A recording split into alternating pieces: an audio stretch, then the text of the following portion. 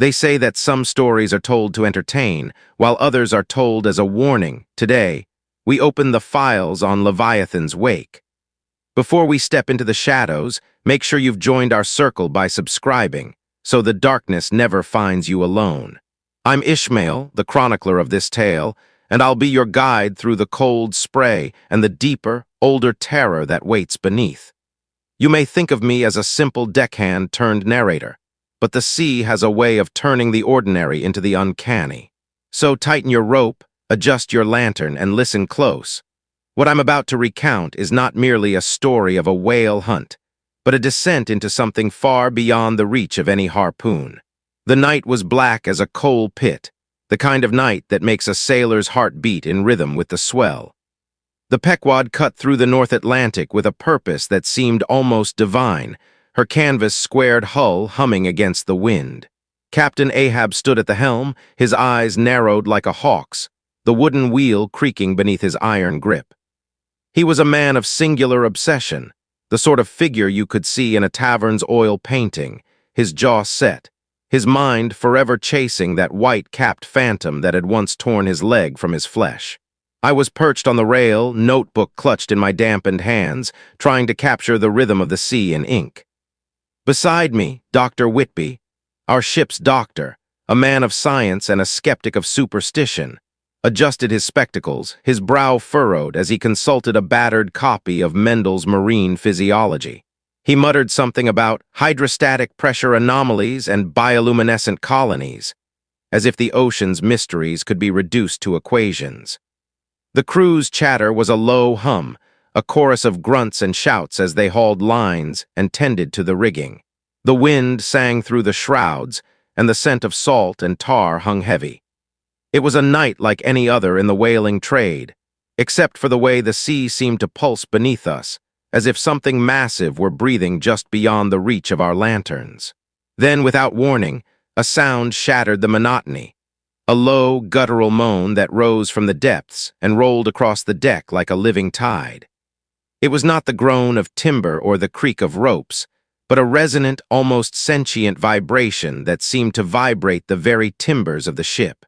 The crew froze, eyes wide, mouths forming silent prayers. Even the wind seemed to hold its breath. I felt a chill crawl up my spine, and for a brief instant I thought I could hear my own heart beating in sync with that alien sound. "What in God's name is that?" shouted one of the harpooners, his voice cracking like a whip. Captain Ahab's gaze snapped toward the source, his eyes narrowing further, the fire of his obsession flaring brighter. "The beast," he hissed, his voice a low growl that seemed to carry the weight of 1,000 storms. "It's come for us, boys. Ready the boats." Dr. Whitby, ever the rationalist, clutched his notebook tighter. "It's likely a seismic event, perhaps a shift in the ocean floor," he said, though his voice betrayed a tremor of uncertainty. "Or a rogue wave." "A rogue wave won't speak, Doctor," Ahab cut in, his tone laced with something like reverence. "It's a creature of the abyss, a Leviathan that knows the language of the deep." The deck erupted into frantic motion. Harpoons were readied, ropes coiled, and the men's faces took on the pallor of those who have seen something beyond the veil of their understanding. I could feel the deckboard sway beneath my boots as the Pequod seemed to lurch forward, pulled by an unseen current. The sound rose again, deeper this time, reverberating through the hull, making the brass bells on the mast vibrate. It was as if the ocean itself were exhaling, a breath that carried the scent of brine and something else, something metallic like the iron of a long-forgotten tomb. Then the sea broke. A colossal shape rose from the black water, its silhouette a nightmarish blend of whale and something else entirely. It was longer than any creature I had ever seen, perhaps 100 feet from snout to tail, its massive body glistening with a slick oil-black sheen. Its skin was not smooth. It was riddled with ridges that pulsed with an inner light, like veins of phosphorescent algae. The creature's head was a grotesque amalgam of a great sperm whale's massive jaw and the twisted, many-eyed visage of some eldritch being. Its eyes, if they could be called eyes, were countless pinpricks of amber that seemed to stare into the very marrow of my soul.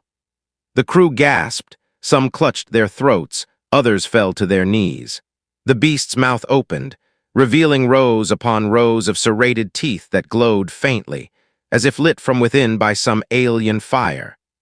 A low, resonant hum emanated from its throat, a sound that seemed to vibrate the air and the water alike.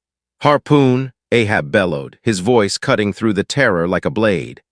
"Aim for the eye, bring it down." I watched as the first harpoon was thrust, its iron head gleaming against the darkness, and the line sang as it flew. The harpoon struck the creature's flank, but the impact seemed to barely register. The beast's skin gave way like a thin veil, and a spray of black, oily water erupted, carrying with it a scent that was both sweet and putrid, a perfume of death and ancient rot. The creature did not flinch. Instead, it turned its massive head, and the multitude of eyes fixed upon us, each one a tiny lantern of malevolent intelligence. A wave of dread washed over the deck, and for a heartbeat the world seemed to tilt. Dr. Whitby, his face pale, whispered, "It's not a whale, it's something else entirely." Ahab's jaw clenched, his eyes narrowing to slits. "Then we shall make it known to the world. We shall hunt the darkness itself." The creature's massive tail thrashed, sending a wall of water crashing over the deck, drenching the men, soaking the canvas, and knocking several sailors off their feet. The Pequod shuddered, the timbers groaning under the pressure of the sudden surge. The sea, now a frothing maelstrom, seemed to rise up, eager to swallow us whole.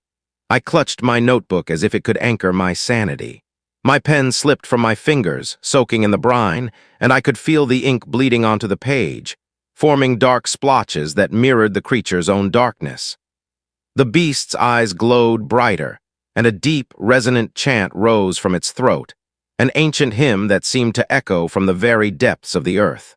It was a sound that made my teeth ache, that seemed to vibrate the marrow in my bones, that whispered of ages before mankind walked the shore. In that moment, I realized that this was no ordinary hunt. The sea was not a mere backdrop for our greed. It was a living, breathing entity, and we had trespassed upon a secret it guarded with a ferocity that defied imagination. Ahab, however, was undeterred. He lunged forward, his wooden leg thudding against the deck, his cane, an ivory staff he used as a walking aid, raised like a scepter. "Stand fast, men," he roared. "We shall carve our names into the annals of history. This beast will be the end of all my sorrows." The crew, though trembling, rallied under his command. Harpoons were launched in rapid succession, each line snapping taut, each rope humming with the strain of the hunt. The beast, though massive, seemed to be drawn toward the Pequod as if pulled by a magnetic force, its massive jaws opening wider, revealing a cavernous maw that swallowed the moonlight. The sea around us churned, and the sky, though obscured by clouds, seemed to dim further, as if the heavens themselves were recoiling. I could see the faint outline of other shapes beneath the surface, shadows that moved with a purpose, gliding past the Leviathan like schools of fish, yet their forms were too angular, too geometric to be any creature of flesh and bone. Dr. Whitby, his rational mind fraying, muttered, "There are other entities beneath it, something larger." Ahab's eyes flashed with a manic fire. "Then we shall slay them all. The ocean's secrets shall be ours." The harpoons struck again and again, each impact sending a shudder through the Leviathan's massive form. The creature's skin rippled, and the phosphorescent veins pulsed in rhythm with its heartbeat. Yet for all the wounds we inflicted, the beast seemed to absorb the pain, its massive body swelling with each strike, as if the very ocean was feeding it. A low rumble rose from the depths, a sound that seemed to emanate from the core of the earth. The water around the Pequod boiled, and a thick black foam rose, covering the deck like a shroud. The crew coughed, their throats raw from the acrid taste that filled the air. I felt my lungs burn as I inhaled the foul vapor. My mind raced. Had we awakened something older than the world itself? Had the sea, in its infinite cruelty, decided to punish us for our hubris? The Leviathan's eyes narrowed, and a single, massive tendril, longer than the ship's mast, shot out from its side, wrapping around the Pequod with a grip that threatened to crush the hull. The wood groaned, splintering under the pressure. The crew scrambled, trying to cut the tendril with their knives, but the tendril was as tough as iron, slick as oil, and unyielding. "Cut it! Cut it!" Ahab shouted, his voice hoarse, his teeth clenched. He swung his ivory cane, striking the tendril with a force that sent a spray of black water into the air. The tendril recoiled, but only for a moment before tightening again. Dr. Whitby, his face a mask of terror, whispered, "It's not a creature, it's a conduit. Something vast beneath the surface, a network." My heart hammered against my ribs. The notion of a network, an unseen web of ancient, sentient forces, filled me with a dread I could not articulate. The sea, once a source of livelihood and wonder, now seemed a living cathedral of horror, its pillars of darkness reaching up to swallow the light. The Leviathan let out a guttural howl, a sound that seemed to split the night. The howl reverberated through the hull, through my bones, through the very essence of my being. In that moment, the world narrowed to a single point of terror. A massive, impossible beast, a crew driven by obsession, a doctor clinging to rationality, and a sea that refused to be tamed. The Pequod rocked violently, and the lanterns swung, casting eerie shadows that danced across the deck like phantoms. The crew's faces were illuminated in brief, flickering bursts, eyes wide, mouths open in silent screams, hands clutching at anything that could anchor them. I felt my own hands trembling, my notebook slipping from my grasp, the pages fluttering like wounded birds. I tried to write to capture the horror, but the ink smeared, the words bleeding into one another, as if the very act of recording would summon the darkness. "Enough!" Ahab roared, his voice cracking like a storm-worn mast. "We shall not be devoured. We are men of the sea, and the sea shall bow to our will." He lunged forward, his cane raised, and struck the Leviathan's massive head with a force that seemed to echo across the ocean. The creature recoiled, its eyes flaring with a blinding light. The tendril loosened its grip just enough for the Pequod to gasp a breath of relief, but the relief was fleeting. A sudden, deafening crack split the night. An enormous fissure opened in the water, a gaping maw that seemed to descend into an abyssal void. From this chasm, a cold wind rose, carrying with it a scent of ancient stone and forgotten graves. The sea roared, and the Leviathan turned its head toward the fissure, as if drawn by an unseen call. The crew stared, their faces a mixture of awe and terror. The creature's many eyes turned toward the darkness, and a chorus of low, resonant tones rose from its throat, tones that seemed to align with the deep, resonant hum of the fissure itself. Dr. Whitby, his voice barely a whisper, said, It's a gateway, a portal to something beyond our comprehension." Ahab's eyes burned with a fierce light. "Then we shall be the first to cross. We will be the ones who name the terror that dwells beneath." He stepped toward the edge of the deck, his cane planted firmly, his silhouette framed by the flickering lantern light. The crew hesitated, some stepping back, others gripping the rail with white knuckles. I felt a cold sweat bead on my forehead as I watched the captain's resolve solidify into something that was no longer mere obsession. It was a summons, a pact with whatever lay beyond the churning sea. The Leviathan's tendril, as if sensing the captain's intent, surged forward, wrapping around Ahab's legs and pulling him toward the edge. The captain's foot slipped, and for a heartbeat I thought he would be dragged into the abyss. He fought, his muscles straining, his breath ragged.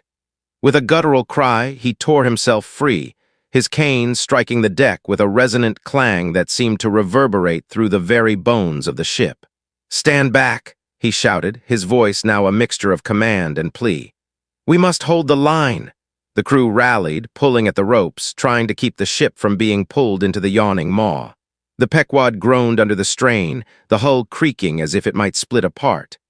The Leviathan, its many eyes now focused on the fissure, let out another howl, this one a mournful, almost pleading sound. The water around the fissure churned, and a massive, shadowy silhouette rose from the darkness. It was larger than the Leviathan, a shape that defied description, a colossus of writhing tentacles and luminous eyes, each one a galaxy of cold fire. The creature hovered above the chasm, its form shifting between solid and vapor, as if it existed both in our world and beyond. The crew gasped, some fell to their knees, others clutched their harpoons tighter. Dr. Whitby, his rational mind splintering, whispered, "It's of elder something older than the earth itself." I felt the air grow colder, the darkness pressing against my skin like a living thing. The lantern light flickered, casting long shadows that seemed to crawl across the deck, merging with the tendrils of the Leviathan and the looming presence of the elder thing. Ahab's eyes widened, a mixture of terror and exhilaration. "We have found the heart of the ocean, the source of all the monsters. We shall claim it." He raised his cane, as if to strike the very fabric of the abyss. In that instant, the sea seemed to pause, an impossible stillness that stretched for an eternity. The Leviathan's many eyes glowed brighter. The elder thing's form pulsed with a rhythm that matched the beating of my own heart. Then, without warning, the water surged, a tidal wave of darkness that rose higher than the mast, swallowing the lanterns, the crew, the very deck. I was thrown forward, my body slamming against the rail, my breath ripped from my lungs. The world became a swirl of black water and cold, the sound of the Leviathan's howl echoing in my ears, mingling with a deeper, more ancient chant that seemed to emanate from the abyss itself.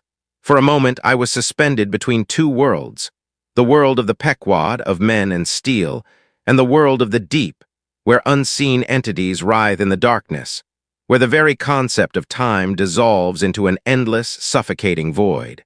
I opened my eyes to a scene that defied all reason. The Pequod lay half-submerged, her hull cracked, the deck awash with a thick, oily blackness that clung to everything it touched. The Leviathan's massive form was half-dragged into the chasm, its tendrils flailing, its eyes now a kaleidoscope of sorrow and rage. The elder thing hovered above the fissure, its massive tentacles reaching down, touching the creature's skin, and for a heartbeat the two seemed to merge, their forms intertwining like a grotesque dance. Ahab, drenched and shivering, clutched his cane, his face a mask of awe. "We have seen the true face of the deep," he whispered, his voice barely audible over the roar of the sea. "And it has seen us." Dr. Whitby, his coat soaked through, stared at the elder thing with a mixture of scientific curiosity and primal fear. It's not a monster," he stammered. "It's a consciousness. A intelligence that—" He was cut off as the elder thing let out a final, resonant tone, a sound that seemed to shatter the very air. The tide turned, and the water surged back, pulling the Leviathan and the elder thing down into the abyss. The fissure closed with a thunderous crack, sealing the darkness as if nothing had ever been. The Pequod rocked violently, her timbers groaning, her masts snapping one by one. The crew, battered and terrified, scrambled to the remaining lifeboats, their faces pale, their eyes haunted. I clutched my notebook, the pages now soaked and illegible, the ink bleeding into the fibers of the paper, forming dark, indecipherable symbols. As the sea settled, a cold, oppressive silence fell over the deck. The only sound was the ragged breathing of the survivors, the distant cries of gulls, and the faint, lingering echo of the Leviathan's final howl, a sound that seemed to vibrate through the very marrow of my bones. I stood there, trembling, my mind a whirl of images and sensations. The horror we had witnessed was beyond any tale of sea monsters I had ever imagined. It was not simply a creature of flesh and bone, but a fragment of something vast, something ancient, something that existed beyond the veil of our reality. The Leviathan was but a messenger, a herald of a deeper, more incomprehensible terror that lurked beneath the waves. Captain Ahab, his eyes still alight with a strange fire, turned to me. "I have seen the heart of the ocean," he said, his voice a hoarse whisper. "And now I know what I must do. We will not let this knowledge die with us. The world must know that the sea holds secrets, that we are not the masters of it." He placed a hand on my shoulder, his grip firm despite his soaked coat. "You will write it, Ishmael. You will tell the world what we have seen. You will be the voice that warns them."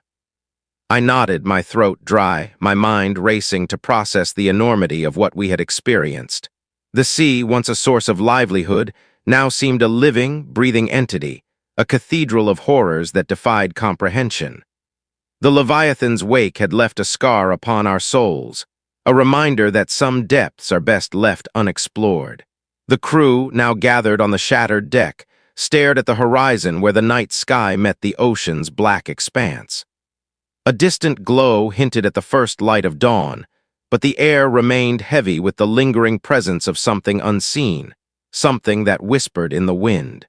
Dr. Whitby, his scientific mind reeling, muttered, We have glimpsed a fragment of an older cosmos, a network of consciousness that—" He trailed off, his eyes fixed on the spot where the fissure had closed, as if fearing that the darkness might rise again at any moment. The Pequod was a wreck, her sails torn, her hull cracked, but the men were alive, though forever altered. Their faces bore the marks of terror, of awe, of a knowledge that would haunt them to their graves. I turned my gaze to the sea, to the endless blackness that stretched beyond the horizon. The waves lapped gently against the broken hull, as if sighing, as if mourning. In the distance, a faint silhouette rose, a shape that could have been a whale or a fragment of the Leviathan or perhaps a mere trick of the light. I could not tell. "Listen," I whispered to the audience, my voice barely more than a breath. "If you hear the sea's call, remember this. There are things beneath the waves that are older than our myths, deeper than our oceans, and darker than our nightmares. Do not seek them, for they will seek you in return." The wind carried my words across the deck, scattering them like ash. The crew looked to me, their eyes pleading for some reassurance, some promise that we would survive the night. I took a step forward, my boots slipping on the wet wood, and lifted my notebook, now a soggy mess of ink and water. I promised myself, and the listeners out there who have tuned in, that I would record every detail, every shiver, every heartbeat of this horror, that we might learn, that we might warn. The sea, for all its fury, seemed to settle into a low, mournful hum. It was as if the ocean itself were breathing, exhaling a warning that we were too late to heed. I closed my eyes, feeling the cold spray on my face, the weight of the night pressing down. In the distance, a faint, almost imperceptible glow began to rise, a phosphorescent shimmer that hinted at something moving beneath the surface, something alive, something waiting. When I opened my eyes, I saw Captain Ahab staring into the darkness, his expression a mixture of defiance and resignation. He lifted his cane, pointing toward the horizon, as if daring the sea to reveal its next secret. "Whatever lies beyond," he said, his voice low and steady, "we will face it together." The crew murmured their assent, a chorus of weary souls bound by a shared terror and a shared resolve. The Pequod may have been broken, but its spirit, our spirit, remained unbroken. I took a deep breath, feeling the salty air fill my lungs, and I began to write, my pen moving across the soaked pages, each word a testament to the horror we had witnessed, each sentence a warning to those who would listen. The night stretched on, the sea whispered its ancient lullaby, and the Leviathan's wake lingered in the water, a dark ripple that would never truly fade.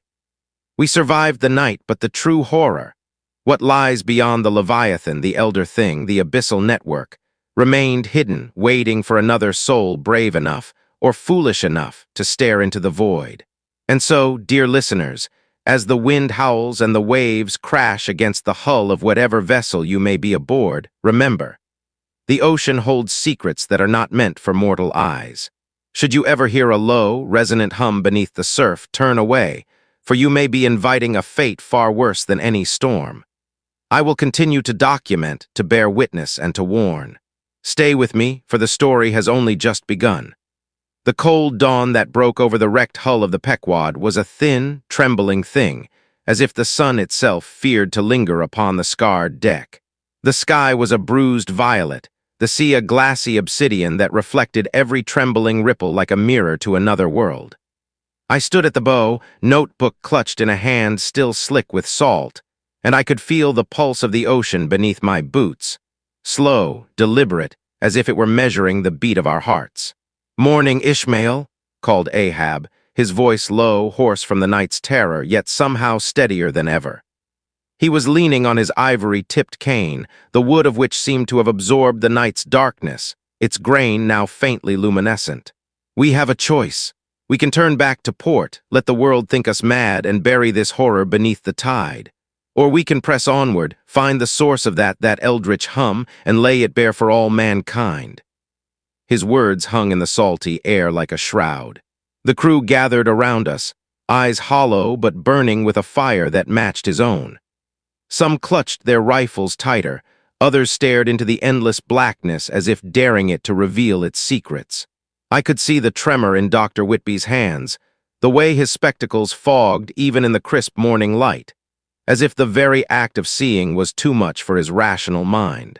"Captain," Whitby began, his voice trembling just enough to betray his fear, "what you witnessed, this fragment of a cosmic consciousness, defies every law of natural philosophy. It is beyond the scope of any known marine biology, beyond the reach of any taxonomy we have ever devised. We must consider the possibility that we are dealing with a phenomenon that does not belong to this world at all." Ahab's eyes narrowed. "Then we must be the first to name it. We must not cower before the unknown, Doctor. We must carve a path through the darkness, as a ship carves a channel through the ice. The sea will not surrender its secrets without a fight." I could feel the weight of his words settle upon my shoulders. The sea, which had always been a source of livelihood, now seemed a living entity, an ancient mind that stretched its tendrils into the very fabric of existence.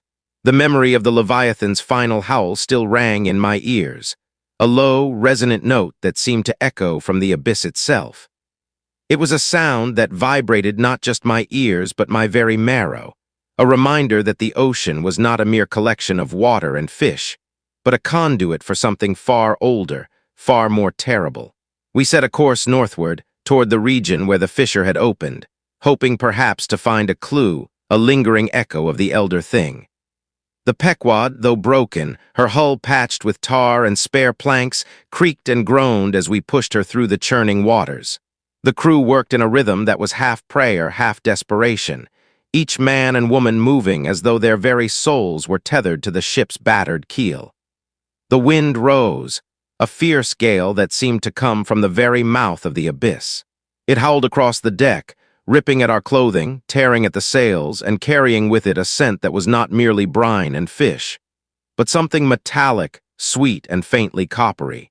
It reminded me of the scent of blood, of iron filings, of something that had been forged in a furnace beyond human comprehension.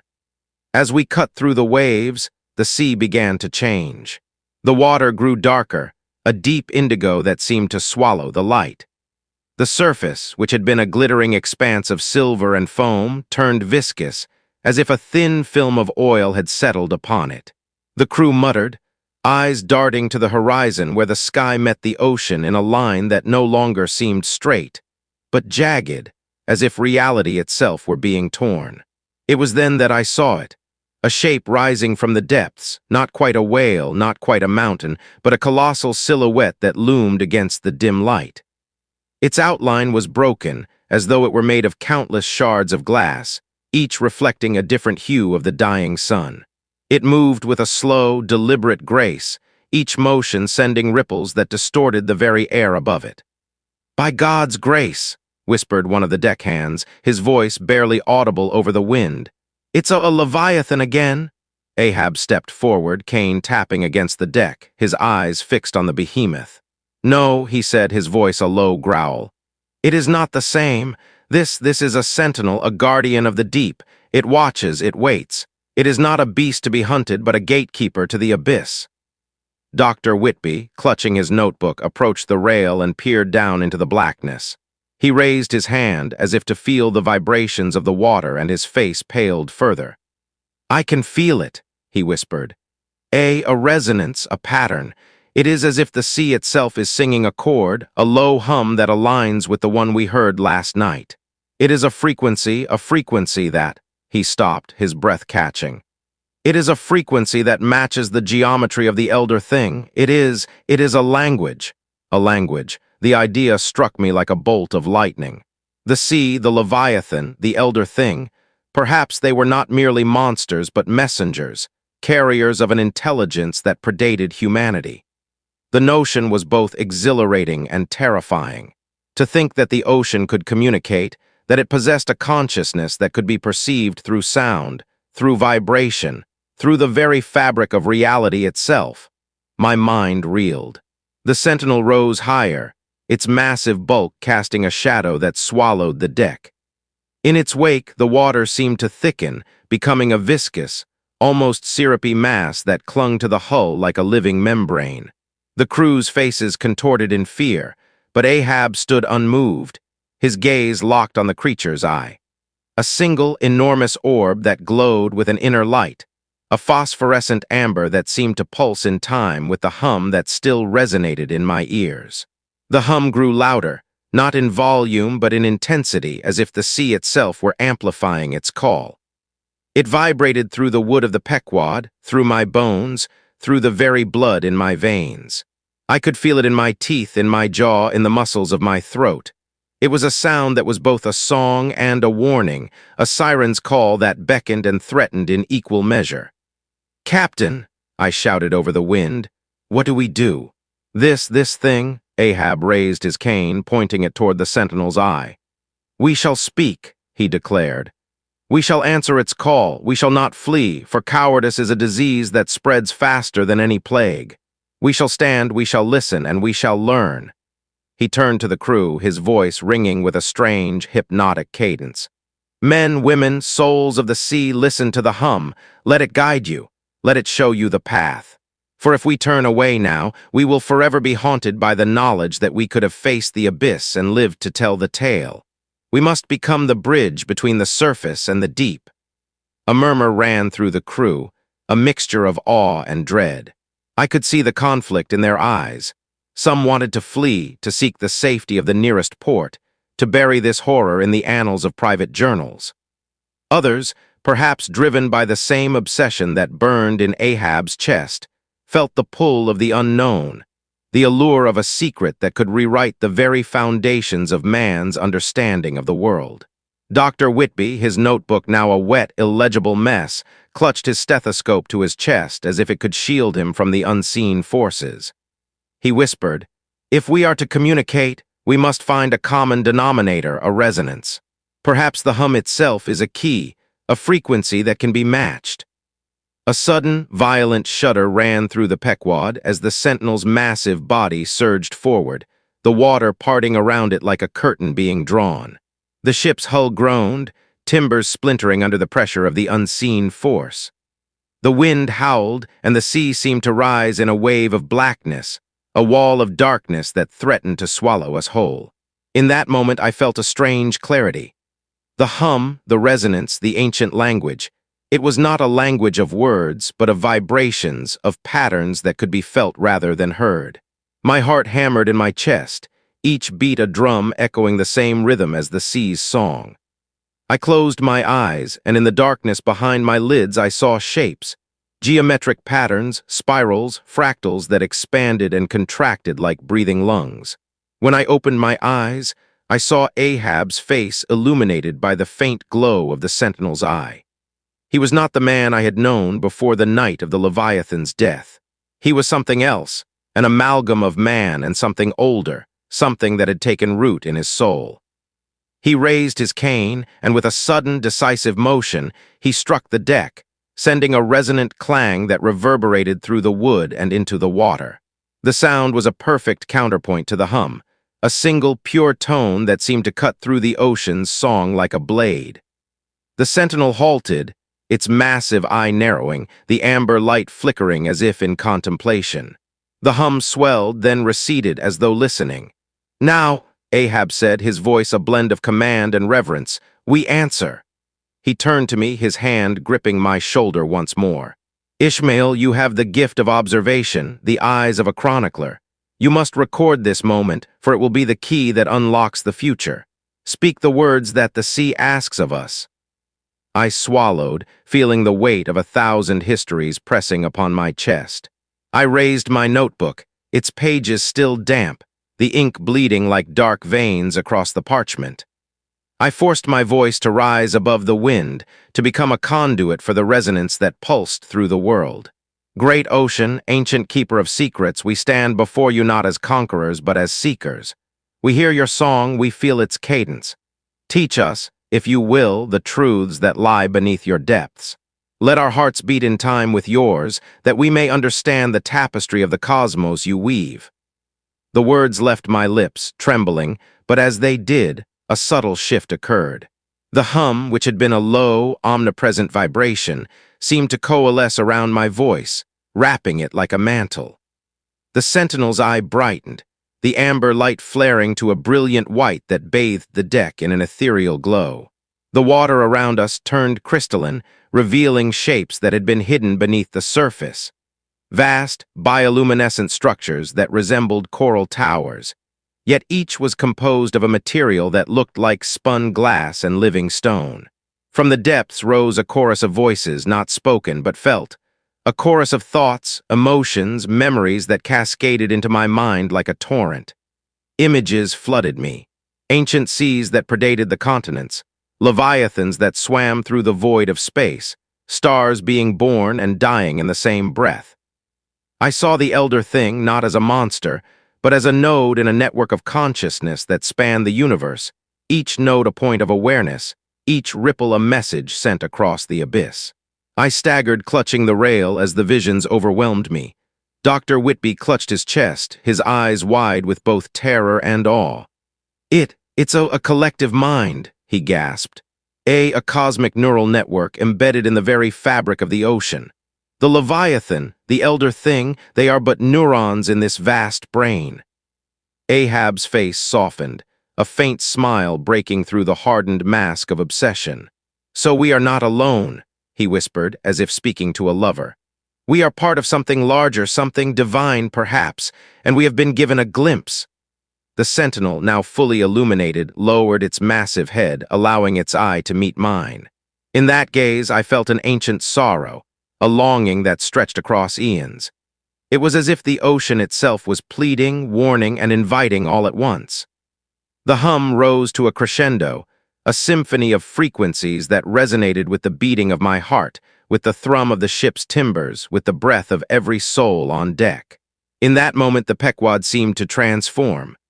The broken hull, the torn sails, the cracked planks, all of it became a vessel not just of wood and iron, but of intention, of purpose. The ship was no longer a mere tool for hunting whales. It was a conduit, a bridge between the surface world and the abyssal consciousness that pulsed beneath. The wind died, the waves stilled, and the sea lay as smooth as polished obsidian. The sentinel's eye dimmed to a soft, steady glow, and the bioluminescent towers receded into the depths, leaving only the faintest trace of their existence, a phosphorescent sheen that clung to the water like a veil. Silence fell, a deep, resonant silence that was not empty but full of potential. The hum lingered, a low vibration that could be felt in the soles of our feet. It was as if the ocean had spoken a single word and we had heard it. "Remember?" Ahab lowered his cane, his shoulders relaxing for the first time since the night of the Leviathan's death. He turned to the crew, his voice steady, his eyes bright with a new fire, one that was not the fire of vengeance, but the fire of purpose. "We have been chosen," he said, "to carry this knowledge back to the world above, not as monsters, not as hunters, but as messengers. We shall chart these waters not for profit, but for understanding. We shall map the currents that bind the cosmos, and we shall tell the tale of the sea's mind to those who will listen." The crew, though still trembling, nodded. Their faces, once haunted by terror, now bore the faint imprint of awe. Dr. Whitby, his notebook now soaked through, but his mind ablaze with new theory, whispered, "We must document every detail, the patterns, the frequencies, the geometry. If we can decode this, we may unlock a new science, a science of the oceanic mind." I felt a surge of responsibility settle upon my shoulders. My pen, already inked with the horror of the previous night, now trembled with the weight of a new purpose. I began to write, not just to record, but to translate, to render the ineffable into words that could be understood by those who had never stood upon the deck of a ship in the grip of a cosmic tide. "The sea is alive," I wrote, not merely in the sense of the creatures that swim within it, but in the sense of a sentient, sprawling consciousness that reaches out through the currents, through the very molecules that make up the water. It speaks in hums, in vibrations, in patterns that we, as mere mortals, can only begin to comprehend. The Leviathan we saw was a fragment, a neuron firing in this vast brain. The elder thing was a hub, a node of immense power. The sentinel before us is a guardian, a protector of this network, ensuring that the flow of knowledge remains uncorrupted. The words poured out of me like a tide, each sentence a wave crashing upon the shore of understanding. I described the geometric patterns I had glimpsed, the fractal spirals that seemed to expand infinitely, the way the hum resonated with the beating of my heart. I noted the changes in the water's viscosity, the way the bioluminescent towers glowed like lanterns in a cathedral of the deep. As I wrote, I felt a strange sensation in my throat, as though a small, invisible current was moving through me, aligning my breath with the rhythm of the ocean's song. It was a feeling of unity, of being part of something larger than any single soul. The terror that had once gripped me now softened into a reverent curiosity. I realized that the true horror was not the monsters themselves, but the realization that humanity had been blind to the fact that the world was not a stage upon which we performed, but a living, breathing entity that observed us as we observed it. The sentinel, sensing our acceptance, let out a low, melodic tone, a sound that resonated in the marrow of my bones. It was a note of gratitude, perhaps, or of acknowledgement. The crew, though still wary, seemed to relax, their shoulders dropping, their faces softening. Even the wind, which had been a relentless force, seemed to settle into a gentle breeze that brushed the deck like a lover's caress. We spent the remainder of the day in a state of quiet communion. The Pequam, the name we gave our battered ship as a sign of rebirth, drifted on the calm sea, its broken timbers now a vessel of purpose. Ahab and I walked the deck together, discussing the implications of what we had learned. He spoke of the ancient mariners who whispered of sea gods, of the myths that might have been rooted in true encounters with this oceanic mind. I listened, my mind racing with the possibilities of how this knowledge could change the world. "Do you think they will believe us?" Whitby asked, his voice barely more than a whisper, as we stood near the rail looking out at the endless horizon. Ahab smiled, a thin, almost melancholic line. "The world has always dismissed what it cannot understand. But we have the truth now, Ishmael. We have seen the veil lift. Whether they accept it or not, the knowledge is ours. And perhaps in time, the hum will reach even those who are deaf to the song of the sea." The sun began its slow descent, painting the sky in shades of amber and rose. The sentinel's eye dimmed, its glow fading like a dying star, but the hum persisted, a low, constant vibration that seemed to seep into the very wood of the ship. It was as if the ocean itself had left a piece of its soul upon the Pequam, a reminder that we were now part of something far greater. Night fell once more, but this time the darkness felt less oppressive. The stars above were bright, their cold light reflected in the still water like diamonds scattered across a black velvet cloth.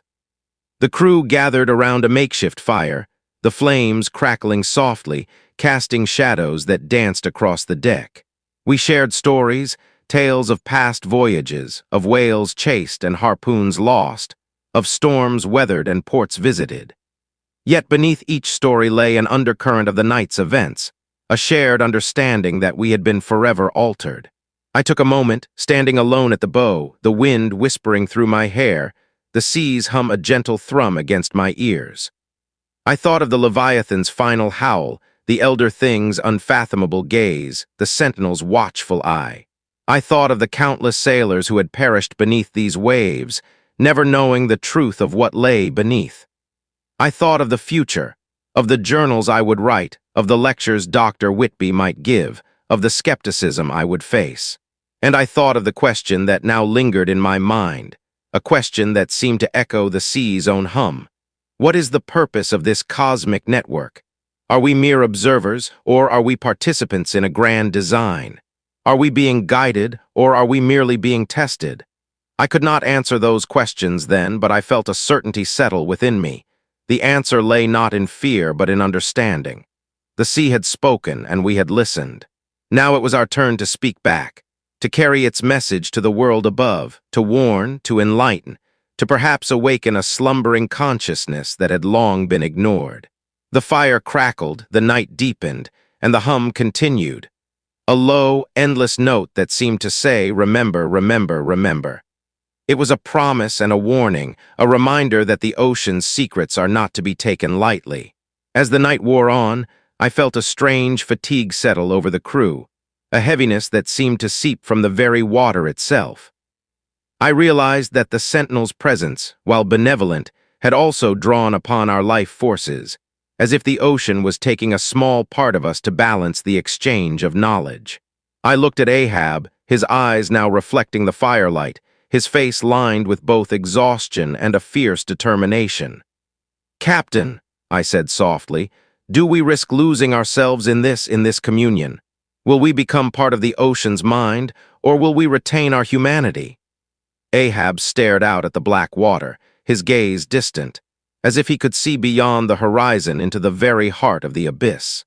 "We are already part of it," he replied, his voice barely a whisper against the wind. "The sea has always been a part of us, our blood, our breath, our very myths. This is merely a deeper acknowledgement. We shall not be consumed, Ishmael, for we will carry its memory, its warning within our souls. That is the price of knowledge."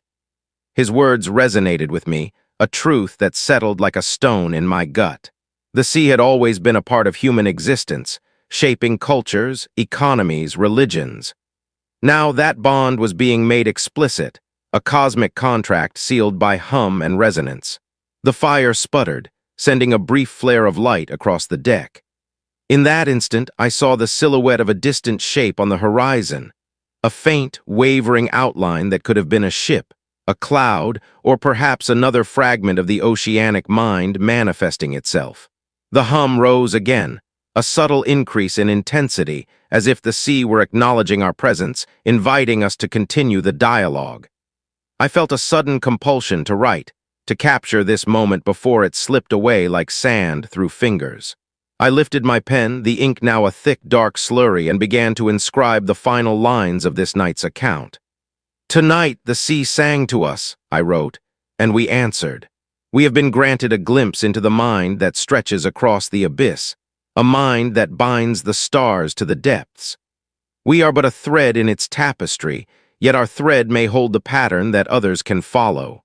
Let this record stand as a beacon, a warning, and a promise, that we will not forget the hum, that we will not turn away from the call of the deep." When I finished, I looked up to see the crew gathered around me, their faces illuminated by the dying embers. Their eyes were no longer filled with dread alone. They glowed with a quiet resolve, a shared purpose that bound us together. The Sentinel's eye, though dimmed, still cast a soft glow over the deck, a reminder that we were being watched, not with malice, but with a curiosity that mirrored our own.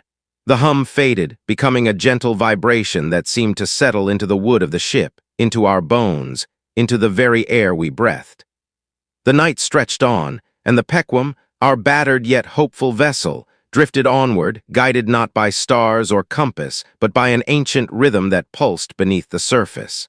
We had survived the night, but the journey ahead was uncertain. We did not know what other guardians lay in wait, what other fragments of the oceanic mind we might encounter, or whether the world above would ever be ready to hear the song we now carried within us. Yet, as I looked out at the endless black sea, I felt a strange peace settle over my heart. The terror of the unknown had been transformed into a reverent curiosity. The sea, once a hostile, unknowable force, had become a teacher, a keeper of truths that stretched beyond the horizon of human imagination. And so, dear listeners, as the wind sighs through the rigging and the waves whisper their ancient lullaby, remember this. The ocean is not merely a body of water, but a living, breathing consciousness. It reaches out with hums and vibrations, seeking those willing to listen. We have heard its call and we have answered. The story does not end here. It merely turns a new page. The night finally gave way to a pale, ghostly sunrise, the first light of day spilling over the horizon like a thin veil of silver. The Sentinel, now fully withdrawn into the depths, left only a faint afterglow that lingered on the water's surface, a reminder that the ocean's mind still watched, still listened. I felt a shiver run down my spine, not of fear, but of anticipation. The journey ahead would be fraught with danger, with wonder, with the possibility of confronting truths that could shatter our very perception of reality. Yet with each breath I took, I felt the hum within me, a low, steady rhythm that promised that we were not alone, that we were part of something far greater than any ship, any captain, any single soul. And so, with the sunrise painting the sky in hues of rose and gold, we set our course northward once more, guided by the echo of the sentinel's hum, by the promise of knowledge, and by the resolve that we would not let the world forget the Leviathan's wake. The Pequam surged forward, her broken timbers now a vessel of purpose, her crew bound by a shared oath to bear witness, to record and to warn. The sea stretched out before us, infinite and unknowable, but now perhaps a little less hostile. We sailed into the unknown, hearts heavy with the weight of what we had seen, yet buoyed by the hope that our tale might one day illuminate the darkness for those who would listen. And as the wind filled our tattered sails, I could feel the hum rising once more, a faint echo that seemed to say, "Begin." The wind filled our tattered sails, and I could feel the hum rising once more, a faint echo that seemed to say, "Begin." The Pequam cut through the brine like a knife through butter, each creak of her timbers a reminder that we were still, somehow, whole. The crew moved with a quiet efficiency born of the night's communion.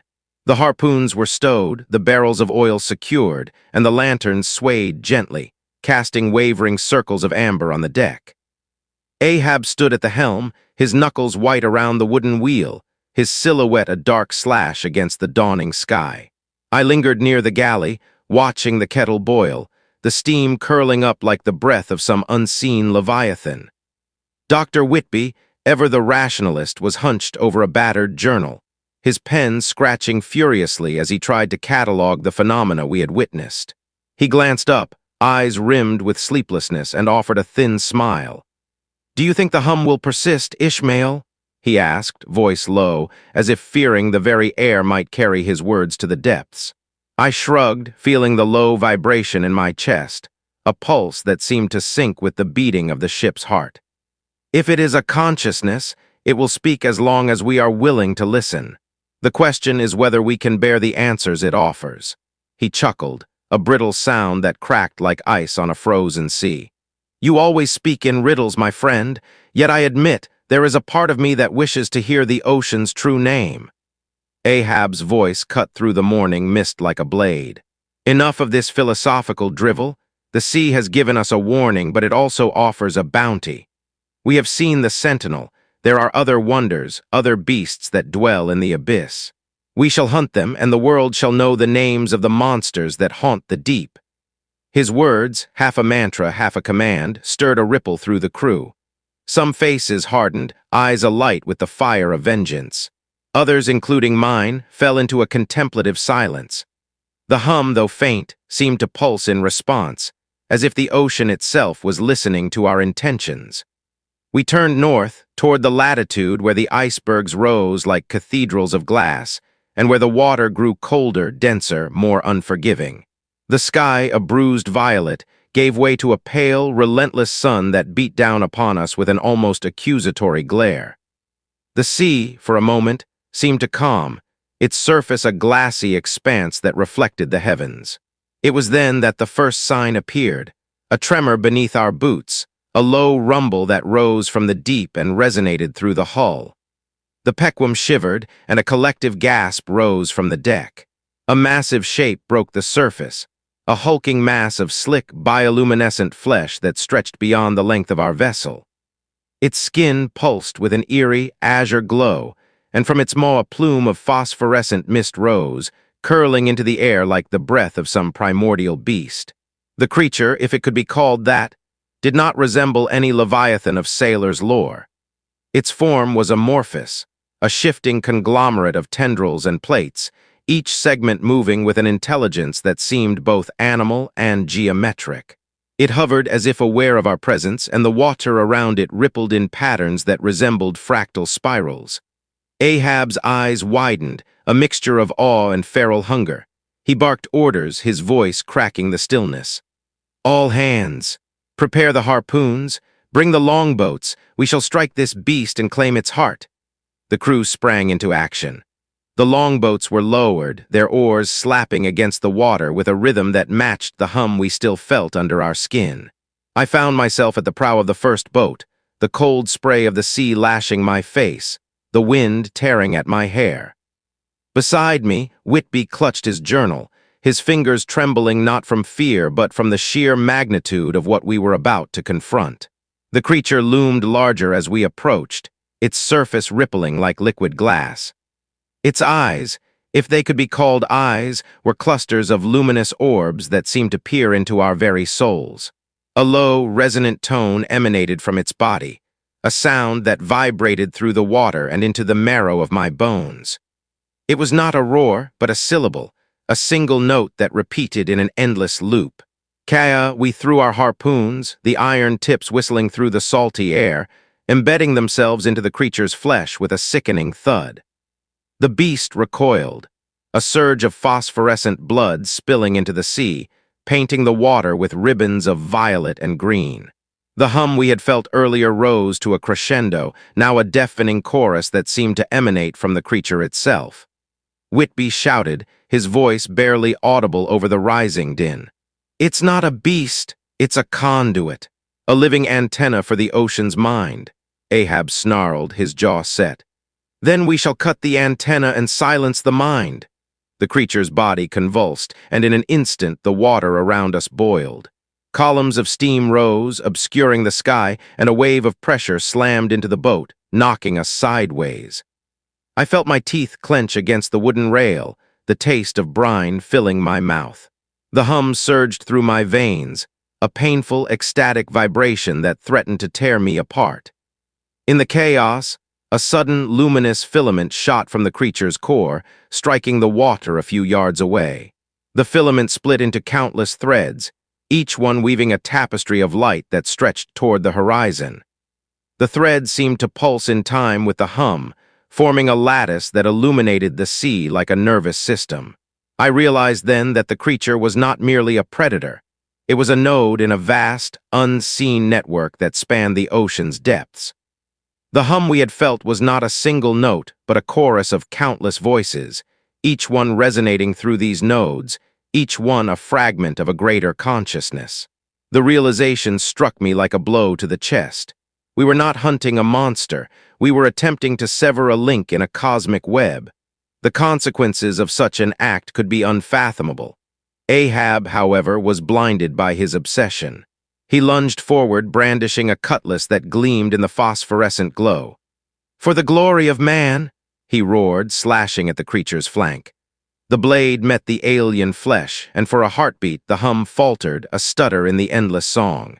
The creature emitted a high-pitched keening that reverberated through the water, a sound that seemed to shatter the very air. I saw Whitby clutch his ears, his face contorted in agony as the keening tore at his mind. Then, without warning, the creature split apart, its mass dividing into 1,000 smaller entities, each one resembling a miniature version of the original, glowing, translucent, and humming in perfect unison. The water erupted in a storm of light. The sea itself seemed to breathe, inhaling and exhaling the luminous forms. The hum surged, now a wall of sound that pressed against my skull, threatening to drown my thoughts. I could feel the ocean's mind pressing against my consciousness, seeking entry, seeking communion. In that instant, I understood the true nature of the sentinel we had encountered earlier. It was not a guardian, but a messenger, a fragment of the same vast intelligence that now manifested as these countless entities. Ahab, still wielding his cutlass, swung wildly, cutting through the smaller forms as if they were mere fish. Each strike sent ripples of light cascading outward, each ripple a note in the ever-growing symphony. The crew, driven by fear and fury, hurled harpoons at the swarm, their iron tips sparking against the alien flesh.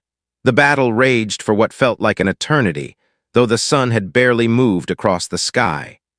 The sea boiled with phosphorescent blood, and the hum grew louder, now a deafening roar that seemed to shake the very foundations of the world. I clung to the side of the boat, my mind teetering on the edge of madness, hearing whispers that were not words but feelings. An ancient sorrow, a longing for unity, a warning of annihilation. In the midst of the chaos, Whitby's journal slipped from his grasp, tumbling into the water. He lunged after it, his body diving beneath the surface. I watched, helpless, as he disappeared into the glowing swarm. The hum seemed to swell around him, a protective cocoon of sound that wrapped his form. Minutes stretched, each second a lifetime. Then, as suddenly as it had begun, the swarm recoiled, as if the ocean itself had drawn a breath and exhaled. The luminous entities coalesced into a single, massive shape, larger than any whale, larger than any mountain. Its surface a tapestry of the countless threads we had seen, each thread pulsing with a different hue. It rose from the water, towering above the deck of the Pequam, its massive form casting a shadow that swallowed the sun.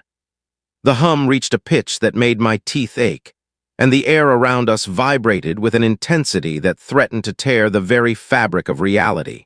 Ahab, eyes wild, shouted, "Behold, the true Leviathan, we shall claim its heart and become legends." But the creature did not respond with aggression. Instead, it opened a vast, gaping maw that seemed to contain the night sky itself. From within, a cascade of stars spilled out, raining down upon the deck like meteors of light. Each star, upon touching the wood, dissolved into a fine dust that settled upon our faces, our hair, our skin. The dust glimmered, and as it settled, I felt a warmth spread through me, a gentle diffusion of the hum, now not a roar but a lullaby. The creature's voice, when it finally spoke, was not heard with ears but felt within the soul. It resonated as a thought, an imprint. We are the memory of the deep. We are the echo of worlds that have drowned before you. You seek to cut us, to name us, to dominate. Yet we are the silence between your breaths, the darkness that cradles your light. The words, if they could be called words, filled my mind with images of ancient oceans, of continents that had never existed, of creatures that predated the stars. I saw the birth of the universe as a swirl of water, the collapse of galaxies as waves crashing upon unseen shores. The hum was the pulse of creation itself, a rhythm that had existed before time and would continue after it. I understood then that the sentinel, the swarm, the Leviathan, all were facets of a single, incomprehensible entity, the oceanic mind. It was not malevolent, it was indifferent, a consciousness that existed beyond the scope of human morality. It had reached out to us, offering a glimpse, a taste, a warning. Our attempts to weaponize it, to dominate it, were futile, a child's tantrum against a force far greater than any mortal.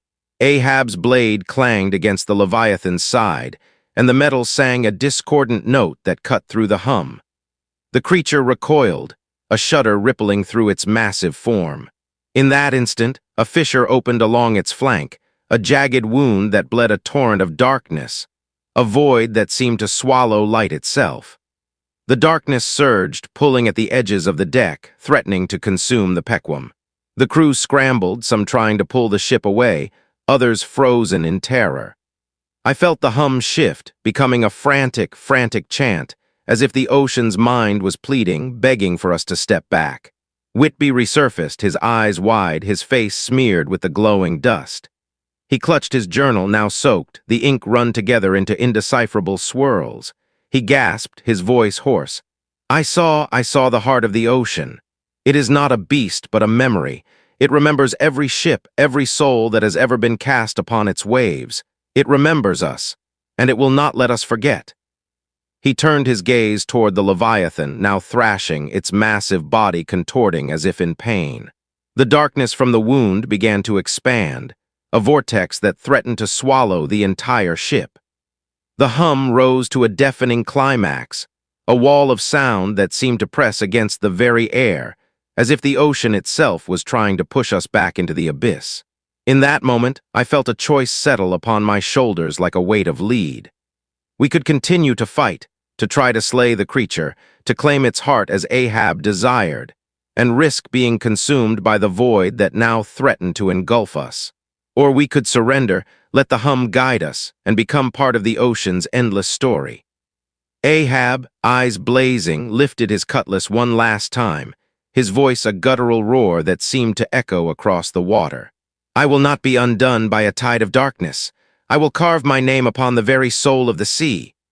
His blade struck the wound, and the darkness recoiled, a scream of pure, unfiltered terror that rippled through the water and into our minds. The hum faltered, a single note breaking away from the chorus, a note of pure, unadulterated fear. The Leviathan convulsed, and in a final, cataclysmic surge, the entire mass of light and darkness collapsed inward, forming a singular point of blinding brilliance that rose above the deck. For a heartbeat, the world was white. No sound, no wind, no hum. Just the raw, unfiltered intensity of existence compressed into a point. Then, as quickly as it had formed, the point exploded outward, sending a shockwave that knocked every man off his feet. The Pequim was thrown upon its side, the hull cracking like a seashell under the force. The deck was awash with water, with phosphorescent spray, with the lingering echo of the hum that now seemed a distant, mournful lullaby. When the dust settled, the Leviathan was gone. In its place floated a small, smooth stone, no larger than a clenched fist, pulsing faintly with an inner light. It hovered just above the water as if cradled by unseen hands. The hum had quieted, reduced to a soft, rhythmic thrum that resonated through the wood of the ship, through my bones, through the very core of my being. Ahab lay on the deck, blood seeping from a wound that ran deep across his chest. His eyes, once fierce, now stared vacantly at the stone. He whispered, his voice barely audible over the lapping of the waves, I thought I could master the sea, but it has." Whitby crawled over, his hands trembling, his journal clutched to his chest. He placed a gentle hand on Ahab's forehead, feeling the heat of his blood, the rapid beat of his heart. "Captain," he said, "the sea does not yield to conquest. It offers us a glimpse, a fragment, and then it retreats. We have been given a token, a key, perhaps, to a door we cannot yet comprehend." I knelt beside the stone, my fingers hovering just above its surface. The hum resonated through it, a low vibration that seemed to sync with the pulse in my own chest. I could feel a faint echo of thoughts, not words, but impressions, images of vast, dark trenches of ancient cities swallowed by the deep, of beings that swam in currents of thought rather than water. I reached out, and as my fingertips brushed the stone, a surge of sensation flooded my mind. I saw the sentinel's eye again, this time not as a glowing orb but as a conduit of memory, a repository of all that the ocean had ever witnessed. I saw the first drop of water falling from the heavens, the formation of the first seas, the birth of life within those waters, the rise and fall of civilizations that had built temples to Poseidon, to Neptune, to the unknown. In that instant, the hum became a chorus, a choir of voices that sang of creation, of destruction, of the endless cycle that bound all things. I understood that the stone was a fragment of that chorus, a crystal that held within it a single note of the ocean's song. If we were to keep it, we would carry that note with us, a reminder of the price of hubris, of the humility required to listen. A soft sigh rose from the sea, as if the ocean itself exhaled a breath it had been holding for millennia. The wind, now gentle, brushed my cheek, carrying with it the salty scent of the deep and the faint, lingering echo of the hum. The crew, battered and bruised, gathered around the stone. Their faces were a mixture of awe, terror, and a dawning respect. The sentinel's afterglow was gone, but the memory of its presence lingered in each of us, a phantom that would not be easily dismissed. Dr. Whitby, still clutching his soaked journal, turned to me. "Ishmael," he said, his voice steadier now, "we have been given a choice. We can return to the ports of the world, spread the tale of what we have seen, and perhaps warn others of the ocean's depths. Or we can stay, become custodians of this knowledge, and guard the stone, ensuring that no other soul seeks to carve their name upon the sea's soul." I looked at Ahab, his life slipping away, the blood staining the deck like a dark river.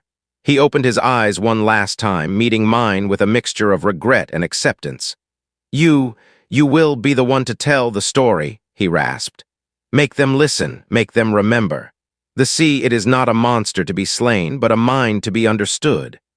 His hand twitched, a final, feeble grip on my wrist, and then fell limp. The hum, now a gentle lullaby, seemed to echo his last words, a promise that the ocean would not forget us, that we would not forget it. The sun, now a low amber disk on the horizon, painted the sky with streaks of gold and crimson.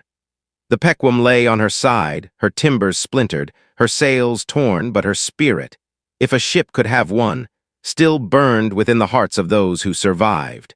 We were a broken crew, a shattered vessel, a story half told, and a stone that pulsed with the echo of the Leviathan's wake. I took the stone in my hands, feeling its weight, its warmth, its hum. I knew that the journey ahead would be fraught with peril. The world above would scoff at our tale, would call us mad, would try to suppress the knowledge we now possessed. Yet, the hum within me, the resonance of the ocean's mind, would not allow silence. We set about righting the Pequam, salvaging what we could, patching the hull with whatever planks remained, rigging a makeshift sail from the torn canvas. The crew worked in a solemn rhythm, each movement guided by the faint hum that seemed to guide our hands, to steady our hearts. As night fell once more, the stone's glow dimmed to a soft phosphorescence, casting gentle shadows across the deck. The hum, now a whisper, seemed to pulse in time with the waves, a reminder that the ocean was still listening, still speaking. I stood at the bow, the wind tugging at my coat, the sea stretching out before us, infinite and unknowable. The stone rested on a wooden crate, its light a beacon in the darkness. I lifted my pen, the ink now a mixture of seawater and my own blood, and began to write the next entry in my journal. Tonight, we have faced the true heart of the sea. Not a monster of flesh and teeth, but a mind, a consciousness that spans the abyss, that remembers the birth of worlds and the death of stars. We have taken a fragment of that mind, a stone that hums with its memory. We are no longer merely hunters. We are witnesses, custodians, and perhaps in time messengers. My hand trembled as I wrote, the words flowing like the tide. I could feel the hum resonating through the pen, through the paper, through my very soul. The story was no longer mine alone. It belonged to the sea, to the Leviathan, to the countless voices that sang beneath the waves. The crew gathered around, their faces illuminated by the stone's soft glow. They were no longer just men and women of the sea. They were part of a larger tapestry, threads woven into the ocean's vast loom. Their eyes, once clouded with fear, now shone with a quiet resolve. Dr. Whitby placed his hand upon the stone, his fingers trembling. "We must be careful," he whispered, "for the world will not understand. They will try to harness this knowledge, to weaponize it, to claim dominion over the sea. We must protect it lest we awaken forces we cannot control." Ahab, though near death, managed a weak smile. "You've always been the rational one, Whitby," he croaked. "But perhaps the rational thing is to listen, not to command." The wind carried the words across the deck, scattering them like leaves. The hum rose once more, a gentle tide that seemed to affirm our pact with the ocean. We set sail again, the Pequam limping but alive, guided not by the stars, but by the pulse of the stone, by the hum that resonated in every creak of the hull, in every splash of the waves against the bow. The horizon ahead was a blur of mist and promise, a thin line where sky met sea, where the known met the unknowable. As we drifted northward, the water grew colder, the air sharper. Ice floes drifted like ghostly islands, their surfaces glittering under the pale moon. The hum, now a steady rhythm, seemed to sync with the crackle of the ice, as if the very frozen world was part of the ocean's mind. We encountered another strange phenomenon, a column of water rising from the depths, a vortex of pure, crystalline ice that spiraled upward like a frozen tower. Within its core, I could see shapes moving, silhouettes of creatures that defied description. Beings of light and shadow, their forms shifting between solid and liquid, their eyes reflecting the starlight in a way that seemed to pierce the soul. The crew fell silent, awe and dread mingling in their breaths. I felt the hum intensify, as if the vortex was a node in the same network we had glimpsed earlier. The stone in my hand thrummed louder, its glow brightening, casting a pale blue light upon the ice. A thought, not my own, brushed my mind. A warning, a memory of countless ages. Do not disturb the frozen gate, for beyond it lies a realm where time is a river that flows both forward and backward, where the ocean's mind is most vulnerable. I raised my voice, though it seemed futile against the vastness of the sea. Hold, let us not tempt fate further. Whitby, ever the scholar, stepped forward, his eyes scanning the vortex. This could be a portal, he murmured, a doorway to the abyssal archives where the ocean stores the memories of all that has ever been. If we can access it, we might learn the true purpose of the hum, the true nature of the Leviathan's wake. Ahab, his strength waning, coughed, a thin spray of blood staining his lips. Then we must not open it, he rasped, for some doors are best left closed. The sea has given us enough to bear. The decision hung in the cold air, heavy as the ice itself. I could feel the stone's pulse, a steady beat urging caution, yet also a curiosity that burned brighter than any fear.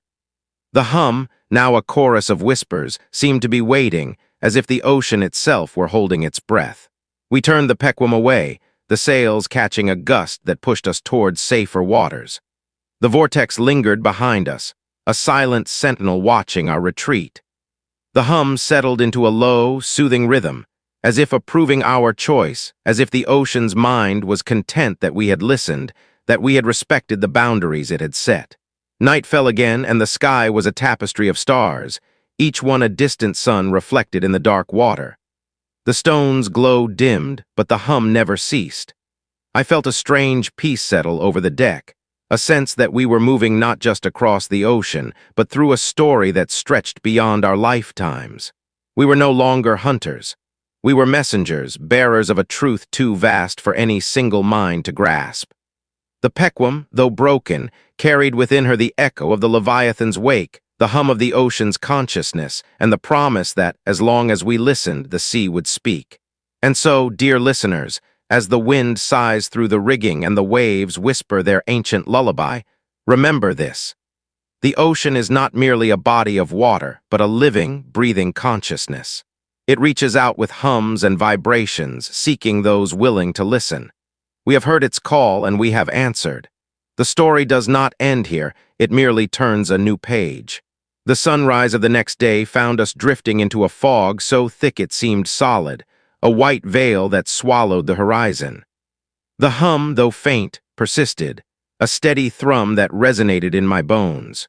I clutched the stone tighter, feeling its pulse align with the rhythm of my heart.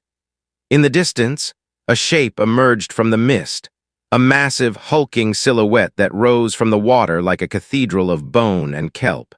It was unlike any creature we had seen, a towering structure of living coral, its spires reaching toward the sky, its surface covered in bioluminescent patterns that pulsed in time with the hum. The crew stared, mouths open, as the behemoth turned its many eyes toward us. Each eye was a deep, black pupil that seemed to hold entire galaxies within its depths. The hum swelled, a wave of sound that pressed against our eardrums, and a low, resonant voice, more felt than heard, filled the air. We are the archive, it seemed to say, the keeper of all that has been and all that shall be. You have taken a fragment of our song. Speak it wisely, lest the world drown in its echo.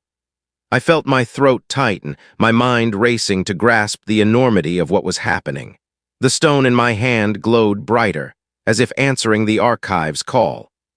The hum rose, a crescendo that threatened to shatter the very wood of the Pequam, yet within it was a promise of understanding, a bridge between humanity and the unfathomable depths. I raised my voice, trembling but resolute. We are but sailors, humble in our knowledge, yet we have glimpsed the vastness of your mind. We will carry your song, your warning, to the lands of men, so that they may learn to respect the sea, to listen, and to remember. The archive's spires pulsed in agreement, sending a cascade of light down its massive form, bathing the Pequam in an ethereal glow. For a brief moment, the sea itself seemed to pause, the waves holding their breath, as if the world had been given a chance to hear the truth that lay beneath the surface. Then, as quickly as it had appeared, the colossal structure receded into the fog, its presence lingering like a dream. The hum softened, settling into a gentle lullaby once more. The fog lifted, revealing a calm sea, the sky clear, the sun shining with a clarity that seemed almost too bright. We continued our voyage, the stones hum a constant companion, a reminder of the covenant we had made with the ocean's mind. The Pequum limped toward the distant ports of Europe, each mile bringing us closer to the world that had yet to hear our tale. The journey ahead would be fraught with skeptics, with those who would seek to profit from the knowledge we carried, with those who would dismiss the hum as superstition. Yet, as long as the stone sang within me, as long as the hum resonated in my veins, I knew we could not be silenced. We have survived the night, the sentinel, the Leviathan, the archive, and the abyssal hum. We have been given a fragment of a cosmic consciousness, a key to a door that opens onto the deepest mysteries of existence. The story continues, dear listeners, and the ocean's song will guide us still. The fog that had lifted the previous night returned with a vengeance, a rolling wall of white that seemed to pulse in time with the stone's faint glow. As the Pequum cut through the chilled sea, the hum that had become our companion grew louder, not in volume but in texture, as if layers of a forgotten hymn were being added one upon another. I could feel each vibration reverberate through the timber, through my bones, and into the very marrow of my thoughts. It was as if the ocean itself were trying to speak in a language older than any tongue we had ever known, and I, a humble chronicler, was forced to become its interpreter. Ahab, his gaunt face illuminated by the lantern's flickering light, stared out over the water with eyes that had once burned with a single murderous purpose.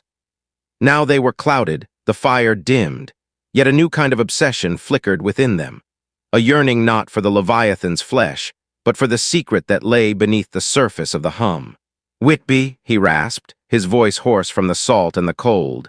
"The stone sings of a gate, but what if the gate is not a door but a throat? A mouth that swallows all who dare to listen?" Dr. Whitby adjusted his spectacles, the thin lenses catching the dim light as he peered at the stone.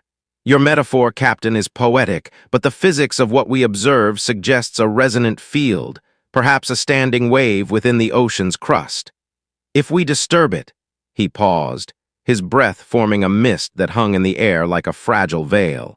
"We could be tearing apart the very fabric that holds the sea's memory together." He turned his gaze to me, his eyes reflecting the same mixture of curiosity and dread that I felt. "Ishmael, we must decide whether to become archivists or destroyers." The crew, a ragged collection of hardened men and frightened lads, gathered around the galley table where the stone lay upon a battered wooden crate.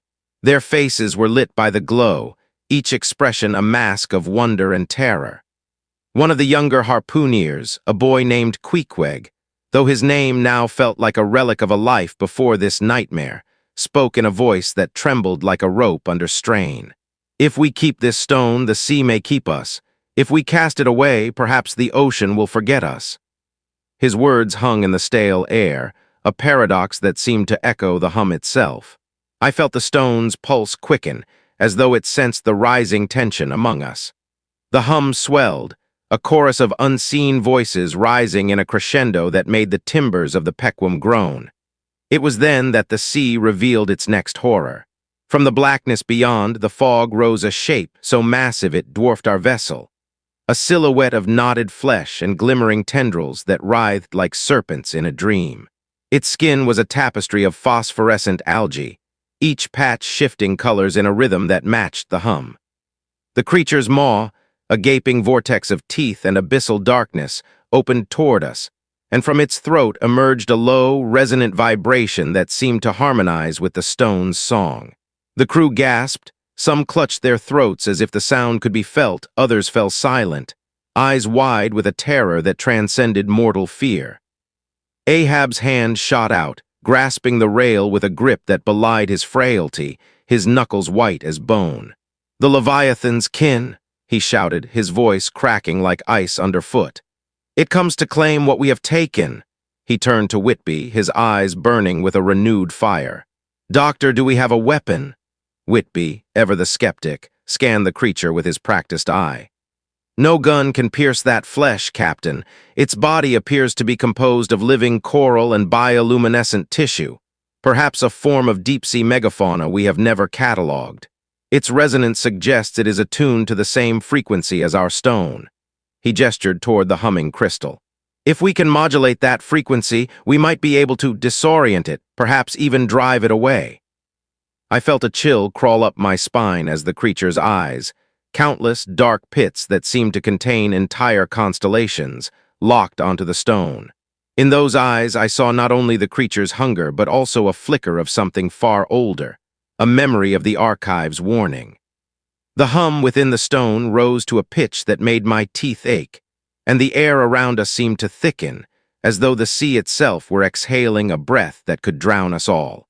"Listen, dear listeners," I whispered into the unseen microphone of this tale, "for the sea has turned its gaze upon us, and we stand at the edge of a precipice that is both physical and metaphysical.